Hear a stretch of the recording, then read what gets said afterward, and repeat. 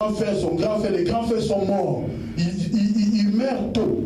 Moi, je dis à cette personne, tu dois te mettre à rechercher l'Éternel. Alléluia.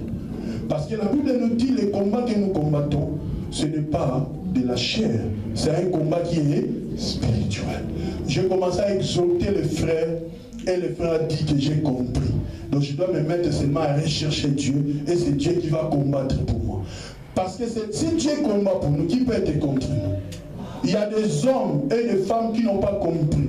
Ils se sont élevés pour aller attaquer les sorciers. Alléluia.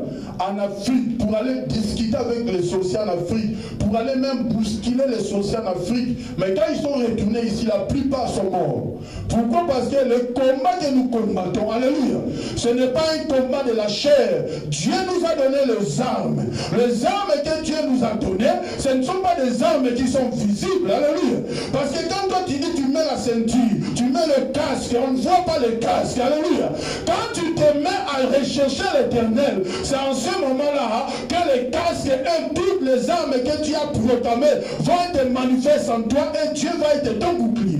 Tu dois te mettre seulement à rechercher ce Dieu. Lui qui était jeune, lui qui était instruit, il était entouré par des hommes qui craignaient Dieu, comme Zacharie, l'homme intelligent qui avait la crainte de Dieu. Il s'est mis à rechercher Dieu, jeune, il recherchait l'Éternel. Et l'Éternel a mis des investigations. Cet homme était devenu puissant. Il a fait 52 ans de pouvoir. Mais laisse-moi te dire, quand nous nous mettons à rechercher Dieu, nous bousculons le monde des ténèbres. Oh, le monde des ténèbres, s'ils sont bousculés, eux aussi ils s'élèvent. Alléluia. Ils s'élèvent afin de chercher une porte dans nos vies. Peu importe la porte qu'ils peuvent ouvrir.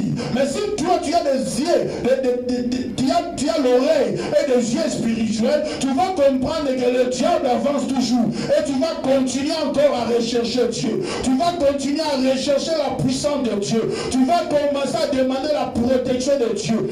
Peu importe notre position, à tout prix, nous devons seulement demander la protection de celui qui a créé le ciel et la terre. Parce que le diable, quand il se lève, il vient pour détruire nos enfants. Il vient pour nous détruire. Il vient pour nous paralyser. Mais quand nous nous mettons à prospérer, quand nous nous mettons à percer, le diable vient afin de mettre cet esprit d'échec, cet esprit de pauvreté, ce manquement. C'est le diable. Tel que tu es, mon frère, ma soeur, tu ne peux pas être comme ça. Tu devais être un homme, soit une femme qui soutenait l'œuvre de Dieu dans une dimension élevée. Alléluia. Moi-même, ton pasteur qui te parle, on peut prospérer. Laisse-moi te dire, j'ai expérimenté ces choses. Quand le diable vient, il met la confusion. Mais tellement que nous avons l'œil spirituel, nous pêchons toujours. Alléluia. La Bible dit ce sont les violents. Nous devons être violents pour posséder. Nous devons être violents pour posséder et pour avancer avec Dieu. Tel que nous le cherchons, de cette manière, Dieu va se manifester. Alléluia. Dis à celui qui est à côté de toi, mets-toi seulement à chercher Dieu. La Bible nous dit que Osias l'air produira pour toute l'armée. Quand tu vas là à la maison, tu vas lire. Des boucliers. Notre bouclier, nous, c'est Jésus-Christ. Alléluia. Il a procuré des boucliers, des lances, des casques, des cuirasses. Alléluia. Ce sont des armes spirituelles. Alléluia. Des armes que Dieu nous a données spirituellement. Mais cet homme, les armes qu'il a procurées à l'armée, c'était des armes que l'œil voyait. Alléluia. Mais toi, l'arme que Dieu t'a donnée, ton arme, peut-être les gens vont t'identifier pour dire que non, aux actes chrétiens ou bien chrétiennes. Elle marche avec la crainte de Dieu. Mais ici, l'arme, on le voyait. Il fit faire à Jérusalem des machines inventées par un ingénieur. Ingénieur Babani le loté. Amen. Et destiné à être placé sur le tour, sur les angles, pour lancer des flèches et des grosses pierres. Sa renommée s'étendit au loin car il fut merveilleusement soutenu jusqu'à ce qu'il soit devenu puissant. Dieu l'a soutenu merveilleusement jusqu'à ce qu'il devienne puissant. Du fait que tu te mets à la présence plan de Dieu. Laisse-moi te dire, ton passé ne peut pas t'empêcher. Alléluia. Je vais sentir seulement qu'il y a une puissance qui est venue à l'église. Quand on va se mettre pour adorer, il y aura le feu qui va descendre. Alléluia. Peu importe ton pasteur ou ton prophète, ou là où tu peux être pour prier, les gens vont voir qu'il y a la manifestation de Dieu. Cette manifestation de Dieu se manifeste. Pourquoi? Parce que toi, tu t'es mis à rechercher Dieu. Et Dieu t'a rendu puissant. Quand tu te pointes, le monde des ténèbres commence à trembler. Et le monde des ténèbres commence à constater il y aura des cris de guerre. Pourquoi? Parce qu'ils sont en train de souffrir. À cause des cris, et toi tu pousses. Pourquoi tu t'es mis à rechercher qui? L'Éternel. La Bible continue. La Bible nous dit, mais, alléluia, mais, lorsqu'il fut puissant, alléluia, mais, lorsqu'il fut puissant, son cœur s'éleva pour le perdre. Alléluia. Lorsqu'il fut puissant, ce n'est pas quand il était pauvre, ce n'est pas quand il était dans la maladie, ce n'est pas quand il était dans la tristesse. Quand Dieu a tout donné, alléluia, dans le jardin de Dieu, dans le jardin de Dieu, quand il a créé l'homme et la femme, il a dit à l'homme de dominer, de contrôler toutes les choses, alléluia. Quand Dieu a terminé son boulot, c'est à ce moment-là que le diable s'est présenté. Le diable ne s'est pas présenté au moment où Dieu a donné les instructions. C'était quand Dieu a fini. On a proclamé le repos, tout. C'est à ce moment-là que le diable se présente. Ici, on dit que sa renommée s'est élevée merveilleusement. Il fut connu partout. Il était devenu un homme puissant. Mais, alléluia, mais, lorsqu'il fut puissant, son cœur s'éleva pour le perdre.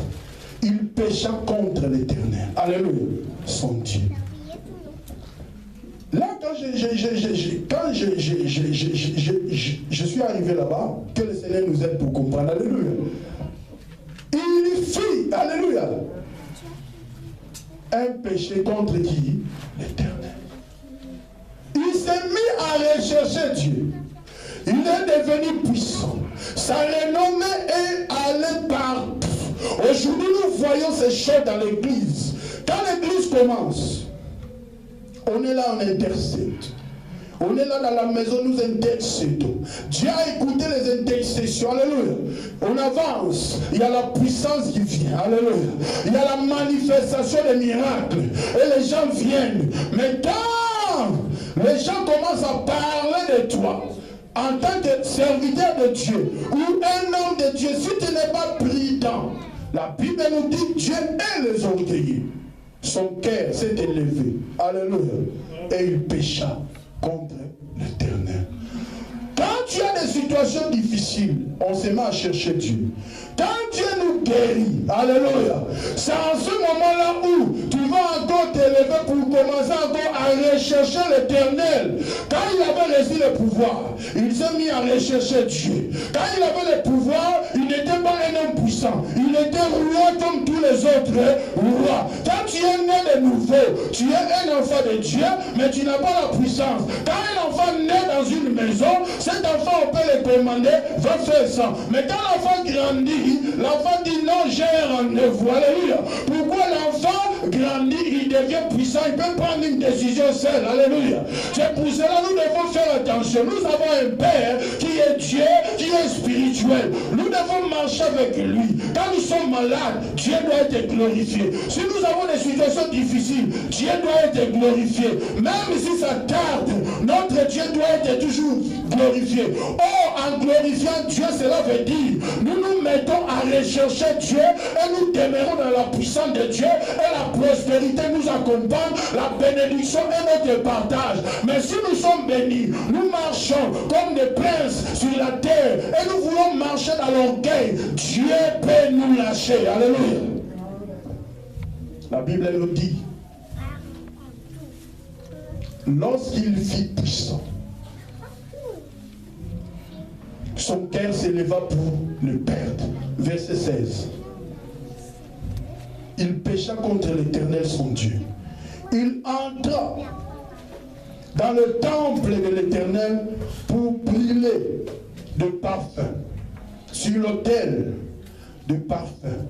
Le sacrificateur Azaria entra après lui avec 80 sacrificateurs de l'Éternel, hommes courageux qui s'opposèrent au roi Osias et lui dit: tu n'as pas le droit, Osias, d'offrir de parfum à l'Éternel. Ce droit appartient aux sacrificateurs, fils d'Aaron, qui ont été consacrés pour les offrir. Sors du sanctuaire car tu commets un péché et cela ne tournera pas à ton honneur devant l'Éternel. La colère s'empara d'Osias, qui tenait un encensoir à la main, et comme il s'irritait, comme il était en colère contre le sacrificateur, la lèpre éclata sur son front, en présence des sacrificateurs dans la maison de l'Éternel, près de l'autel de parfum. Alléluia.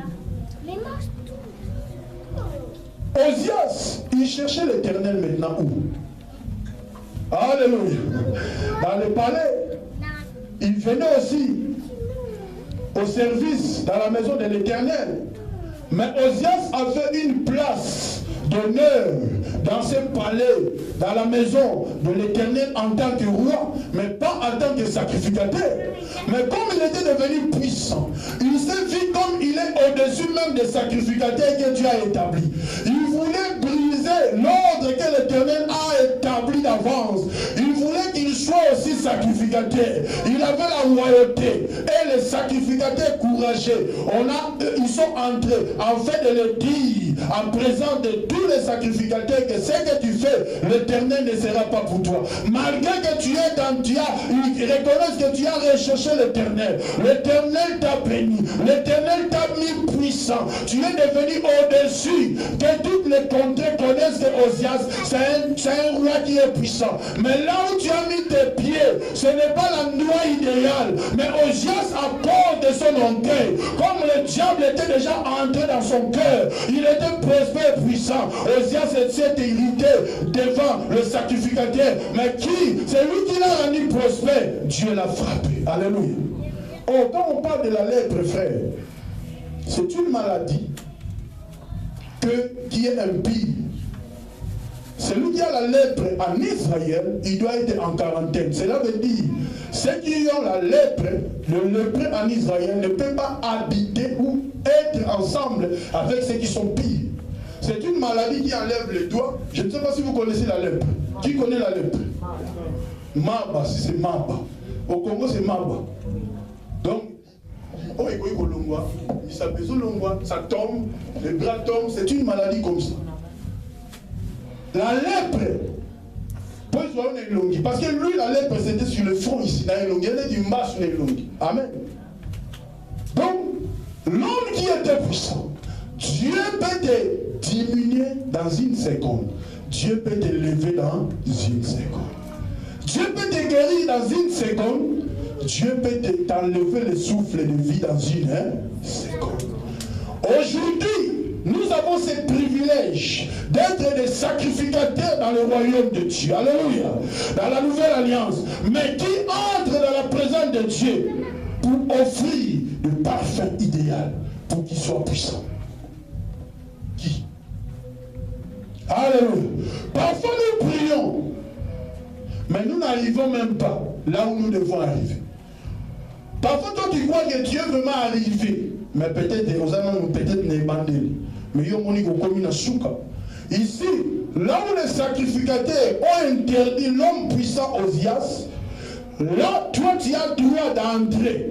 Tu as droit d'offrir, tu as droit de crier, tu as droit de danser, tu as droit de tourner, tu as droit de parler à ce Dieu, il n'y a aucun sacrificateur qui viendra pour t'empêcher. Alléluia. Il n'y a aucun sacrificateur. C'est à toi de s'élever. Dans l'église de Dieu, on ne peut pas aussi t'empêcher à servir Dieu. C'est à toi de s'élever. Les fruits se manifestent. Alléluia.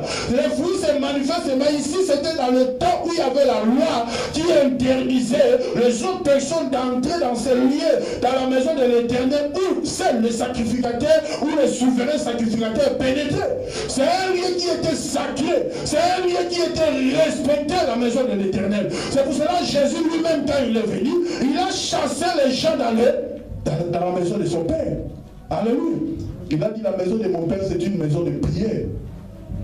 Ce n'est pas là où il faut faire le marchand. Mais aujourd'hui, dans l'église de Dieu, nous ne respectons pas l'église de Dieu. Nous ne respectons pas, parce que c'est lui qui respecte l'endroit, la maison de prière. Alléluia.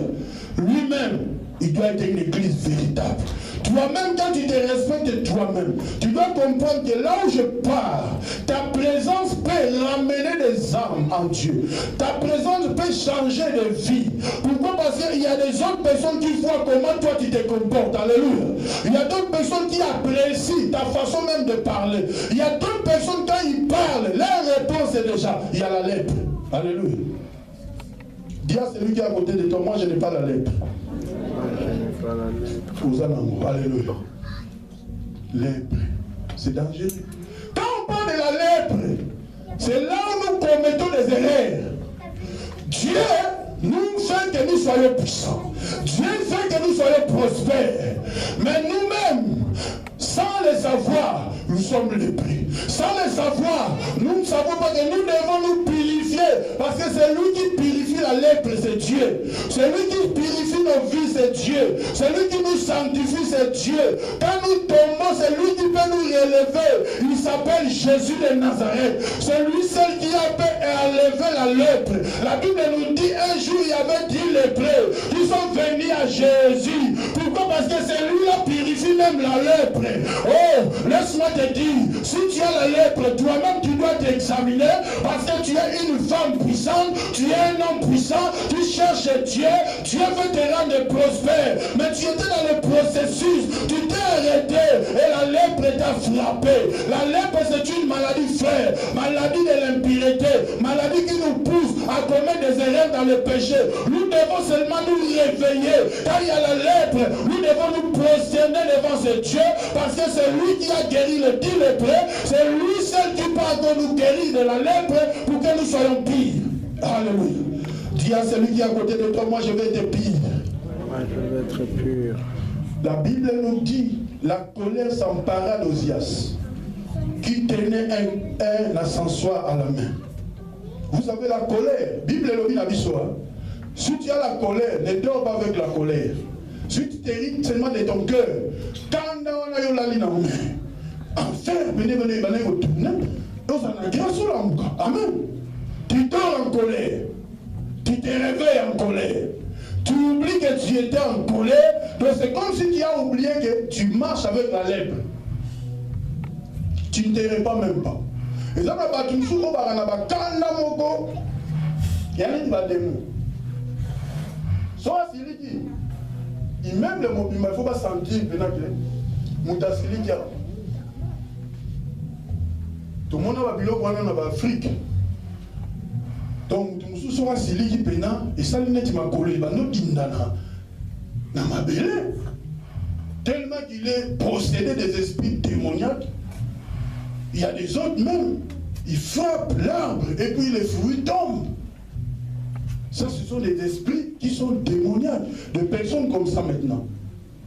Si tu te mets en colère, il faut la délivrance. Si tu te mets en colère, tu dors dans la colère, frère. Tu risques l'enfer. Parce qu'il y a plusieurs personnes qui sont en colère, qui sont mortes dans la colère. Pourquoi? N'est répété à cause de la colère. Ozias, il a oublié la loi de l'Éternel à cause de la colère. Il s'est irrité contre les sacrificateurs, les serviteurs de Dieu. Les serviteurs ou les sacrificateurs de Dieu donnaient le bon conseil à Ozias. Ce n'est pas comme ça. L'Éternel ne veut pas être pour toi. Malgré que tu cherches Dieu, fais attention. Mais lui, il était en colère et Dieu a frappé. Vous savez, aujourd'hui, Dieu, notre Dieu, n'a pas changé. Alléluia. Il est le même hier, aujourd'hui, éternellement. Alléluia. Quand Dieu punit, alléluia. Parce qu'aujourd'hui, on va dire, Dieu ne punit pas. Nous sommes dans l'état de la grâce, c'est ça, non? Temps de la grâce, Nzambe a qui paraté. Non! Dieu peut faire quelque chose. Oh, bah, tu peux m'accompagner. Nous tous, qu'est-ce que nous disons? Nous disons que c'est le diable, non? Ah, ils ont un diable. Diable. Dieu, le Dieu qui a donné à Satan de toucher Job. Alléluia. Si Dieu te lâche, c'est comme si tu es déjà frappé, non? Dieu seulement s'il te lâche, c'est comme si tu es frappé. Couverture en Nzambe, cela veut dire, et pas il y a Osias. Ils allaient dire enlever. Quand vous avez enlevé, il y a celui qui frappe le dessus, il vient, il frappe. Pourquoi?